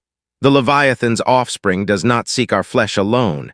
It seeks the song we carry, the fragment of its own memory that we have stolen." My voice, though steady, quivered with the weight of the moment. We are no longer hunters. We are custodians of a secret that could unmake the world if misused. Ahab's jaw clenched, his breath forming a cloud of frost in the night air. "Then we shall not be custodians but warriors. We will strike the beast with the stone's song, and if we fall, we shall fall with the echo of the ocean's truth ringing in our ears." He thrust the stone toward the creature, its glow intensifying as if the stone recognized the call to battle. Whitby, his mind racing, produced a brass instrument, a small, hand-crafted resonator he had fashioned from ship fittings, hoping to amplify the stone's frequency. He placed the stone within its cavity and began to play a low, mournful note, a tone that resonated with the hum of the sea. The note grew, a sonorous vibration that seemed to ripple through the water, reaching the creature's tendrils. For a heartbeat, the massive being shuddered, its bioluminescent patterns flickering like dying stars. The creature let out a sound, more felt than heard, an inhuman sigh that sent a wave of cold through the deck.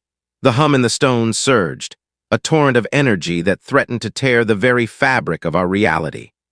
The Pequam pitched forward as a sudden surge of water slammed against her hull, the wave rising like a wall of midnight.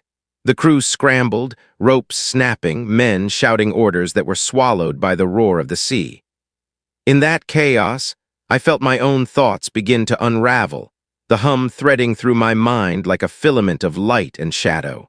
Images flashed, ancient cities drowned beneath the waves, leviathans of unimaginable size, stars that fell into the ocean and became constellations of coral. I saw the archive's spires, not as a benevolent keeper but as a prison, a lattice of memory that bound the universe's secrets in a watery tomb. The stone's glow pulsed in rhythm with these visions, each beat a reminder that we were part of a larger design, a tapestry woven by forces beyond our comprehension.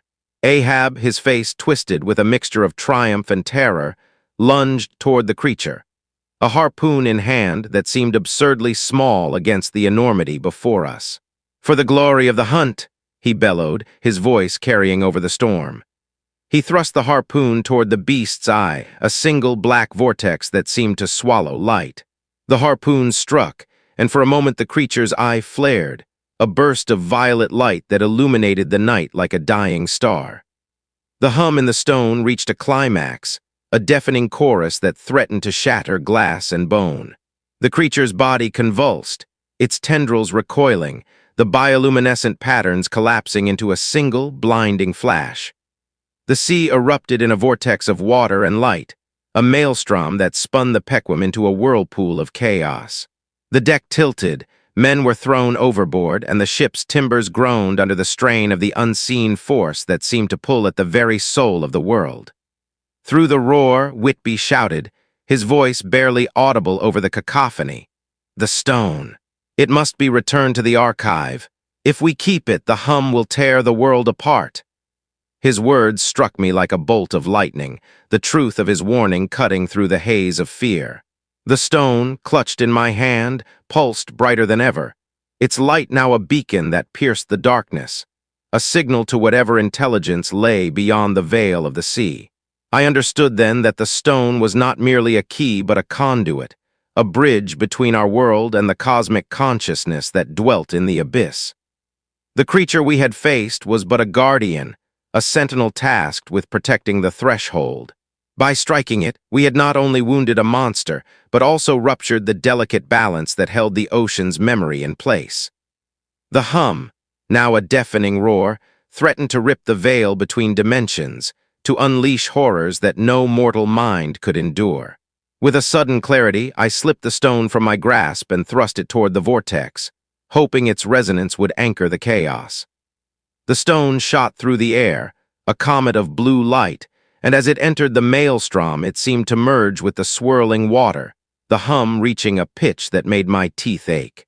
The vortex shuddered, the water around it turning from black to a luminous teal, as if the ocean itself were being rewritten. For a breathless instant, the world fell silent. The storm ceased, the waves stilled, and the night sky, once obscured by clouds, opened to reveal a full moon that cast a silver path across the sea. The Pequam floated, battered but still afloat, her sails torn, her hull scarred but her keel intact. The crew, drenched and trembling, clung to the railings, their faces lit by the pale glow of the moon and the faint afterglow of the stone's sacrifice. Ahab, his eyes now wide with a dawning understanding, whispered, "We have opened a door we cannot close." He sank to his knees, the weight of his obsession crushing him as the sea's truth settled upon his shoulders. We have become the very thing we feared, keepers of a song that should never be sung. Whitby, his scientific mind reeling, muttered, "The archive, it was not a library but a seal. We have broken it." He looked at the empty space where the stone had been, the air still humming with a low, mournful tone. "The hum remains, but it is different now, no longer a warning but a lament." I stood at the bow, the wind whipping my hair, the salty spray stinging my eyes. I turned my gaze to you, dear listeners, for you are the only witnesses left to bear this tale.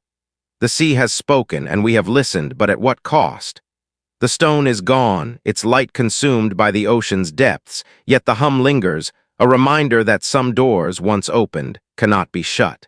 The Pequam limps toward the horizon, her crew forever altered, their souls bearing the weight of a knowledge that will haunt them until the end of days. We have survived the Leviathan's offspring, the archive's warning, and the abyssal hum that threatens to unravel reality. Yet the ocean's song has not ended. It has merely changed its key. As we sail toward the ports of Europe, the world we will return to will not recognize the truth we carry.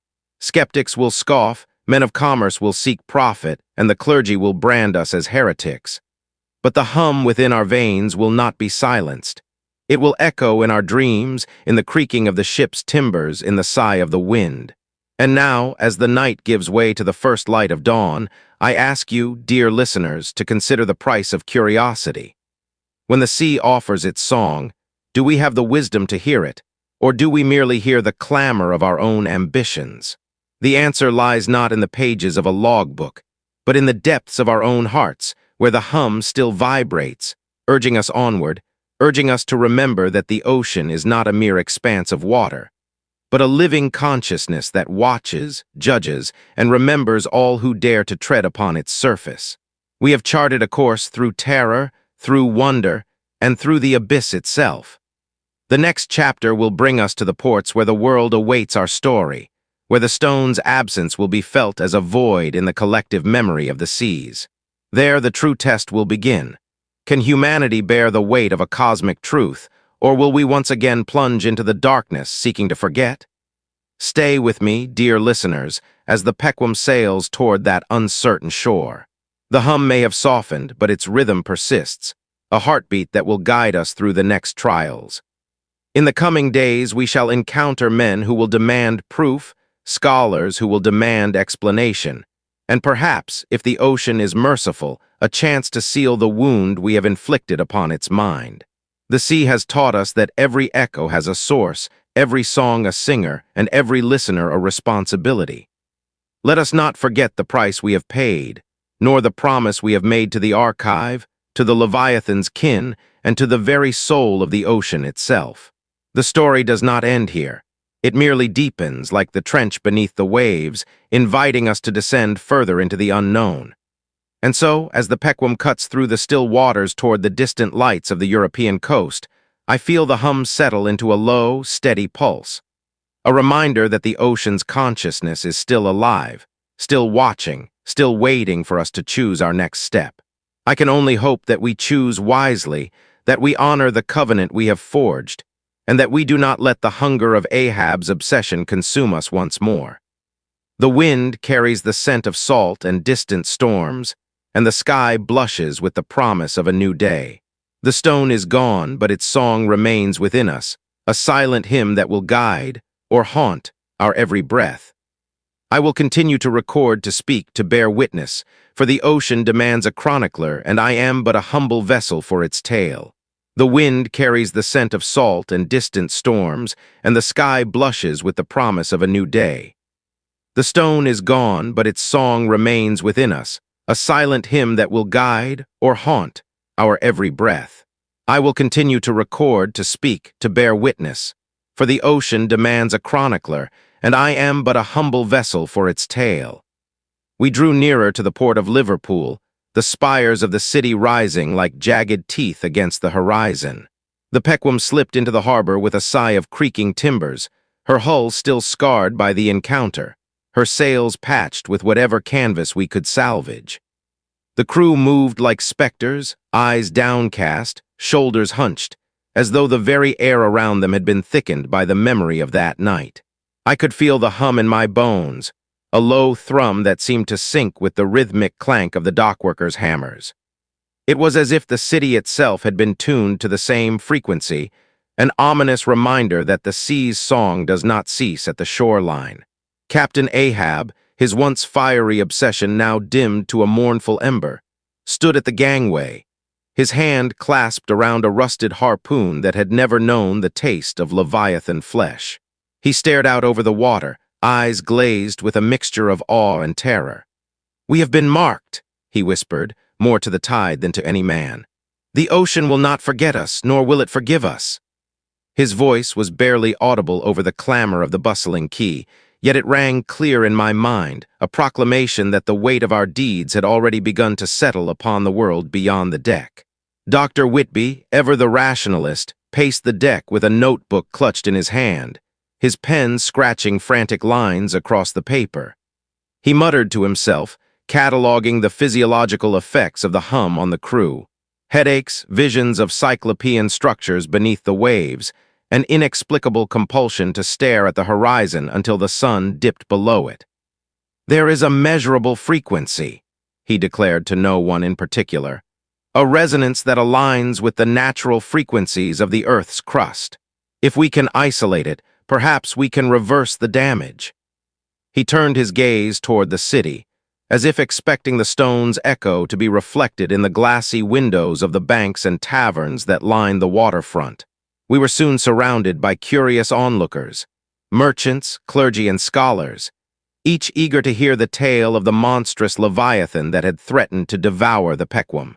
The captain, ever the showman, allowed a few of us to speak, his voice booming across the quay.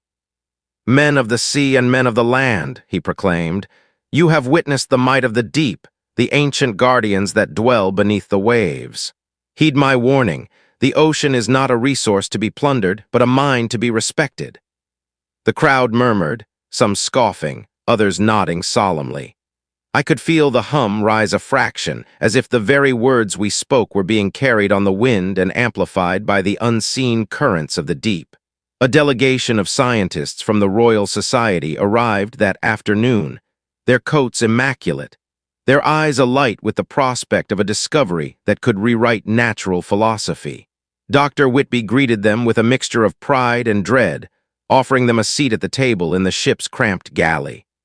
He laid out the stone's fragments. Nothing remained of the crystal itself, but the imprint it left on the wood of the deck glowed faintly, a phosphorescent scar that pulsed in time with the hum. "We have no proof of the creature," he said, "but we possess evidence of a breach in the fabric of reality itself." The scholars leaned in, their pens poised, as if the very act of observation could mend the tear. One of the scholars, a young woman named Alina Finch, traced a finger over the glowing mark. "This is a resonance pattern," she whispered, her voice trembling. "It matches the theoretical signatures of what some ancient texts call the abyssal canticle, a song said to bind the primordial beings of the deep.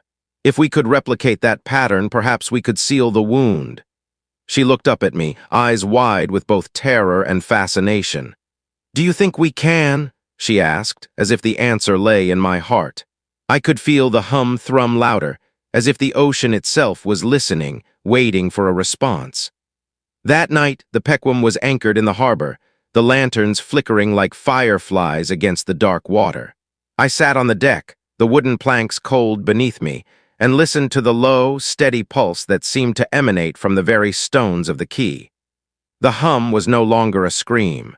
It had become a dirge, a mournful chant that wrapped around the city like a shroud. I thought of the stone, its sacrifice, and the promise we had made to the archive. I thought of Ahab, his eyes haunted by the knowledge that his obsession had opened a doorway that should have remained closed. I thought of Whitby, whose rational mind now trembled at the edge of the incomprehensible. A sudden gust of wind blew out several lanterns, and the darkness deepened. From the blackness of the water beyond the pier, a low, resonant sound rose, a vibration that matched the hum we had felt in the eye of the storm. It was as if the sea itself were breathing, exhaling a sigh that traveled up the hull and into our very souls. I rose to my feet, my heart pounding, and called out to the crew. "All hands, to the deck. Whatever comes, we must stand together." The words seemed to echo across the water, and the hum swelled as if acknowledging our resolve. From the depths, a shape rose, vast, amorphous, a silhouette of darkness that defied description. It was not the Leviathan we had first encountered, but something larger, a colossus of ink and bioluminescence that pulsed with an inner light. Its form shifted, limbs sprouting like tendrils, each one ending in a mouth that sang a low, mournful note. The creature hovered above the water, its massive eye, if it could be called that, fixated on the Pequam. In that moment, I understood that the being before us was not a monster in the traditional sense, but a manifestation of the ocean's consciousness, a sentinel awakened by the breach we had caused.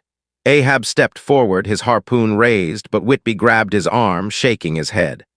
"No weapons will pierce this," he shouted over the roar of the wind. "We must offer something else, an exchange of resonance." He turned to Alina Finch, who held a small brass instrument, a kind of ancient sea organ that produced tones when the wind passed through its tubes. "Play the canticle," he urged, "the pattern we have recorded."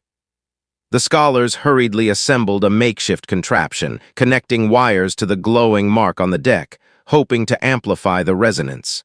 The hum grew deafening, a cacophony that threatened to shatter glass and splinter wood.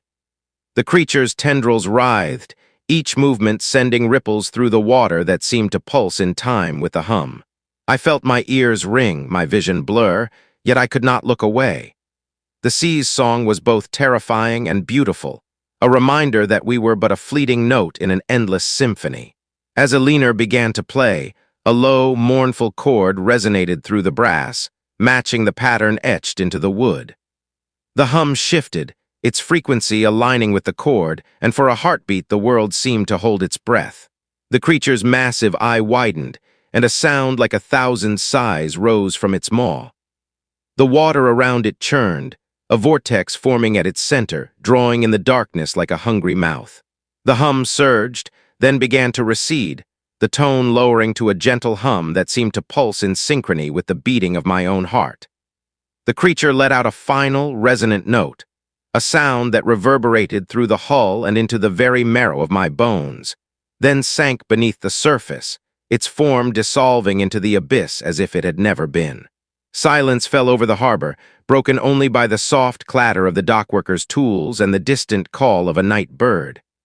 The hum had not vanished. It lingered, a low, steady pulse that seemed to emanate from the stones of the quay themselves.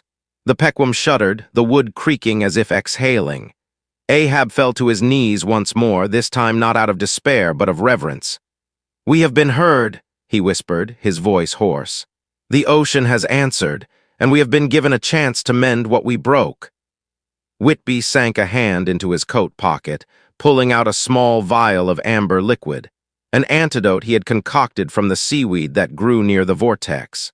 He poured it over the glowing mark, watching as the phosphorescence dimmed, the resonance fading like a candle guttering in a draught. "The seal is mending," he said, eyes glistening with unshed tears. "The archive's warning was not a curse, but a covenant. We have honored it, albeit at great cost." Eleanor Finch placed the sea organ back into its case, her hands trembling. "We have recorded the canticle," she said softly, "and we shall keep it safe. It will serve as a reminder to all who would seek to plunder the deep." She turned to me, her gaze steady. "Your words will carry this tale to those who cannot hear the hum themselves. You must ensure they understand the responsibility that comes with knowledge." I nodded, feeling the weight of her trust settle upon my shoulders like a mantle of cold iron. The crew gathered around, forming a circle on the deck, each hand resting upon the rail, each heart beating in time with the lingering hum. We were no longer merely men and women who had survived a monster. We were custodians of a secret that the ocean had entrusted to us. The hum, though softened, remained a reminder that the sea's consciousness still watched, still judged, still waited for us to act wisely. As dawn broke over the harbor, the sky painted itself in shades of rose and gold. The Pequam's sails were patched with new canvas, the hull repaired with fresh timber, and the crew's faces, though still haunted, bore a new resolve. Captain Ahab stood at the helm, his gaze fixed on the horizon where the sun rose, a faint smile touching his lips. "We shall sail home," he declared, "but we shall not return as the same men who set out in search of a beast. We return as witnesses, as keepers of the ocean's song." The scholars from the Royal Society approached, their notebooks filled with observations, their minds buzzing with the possibilities of a new science, one that blended natural philosophy with the mysteries of the deep. They promised to present our findings to the Crown, to ensure that the knowledge we had gained would be used to protect the seas rather than exploit them. Dr. Whitby, his hands still stained with the amber antidote, nodded in agreement, his rational mind finally making peace with the uncanny. I took out my journal, the leather cover worn from the storm's fury, and began to write the final entry of this voyage. My pen moved across the page, each word a stone laid upon the path of memory. I wrote of the Leviathan's offspring, of the archive's warning, of the hum that sang beneath the waves, and of the choice we made to seal the wound. I wrote of Ahab's obsession, of Whitby's redemption, of Eleanor's courage, and of the crew's quiet endurance. I wrote, too, of the lingering hum that still vibrated within me, a reminder that the ocean's consciousness is not a thing to be conquered, but a living entity that demands respect. When I finished, I closed the journal and held it aloft, letting the first light of day catch the ink, making the words glow like fireflies. I turned to the audience that had followed our tale across the ether, the unseen listeners who had borne witness to our terror and triumph. "Dear listeners," I said, my voice steady, "the sea has spoken and we have listened. We have been changed, marked, and bound to a covenant that stretches beyond the horizon. The hum remains, a low, steady pulse that will guide us or perhaps haunt us as we move forward." The ship's bell rang, its sound echoing across the water, a clear note that cut through the lingering hum.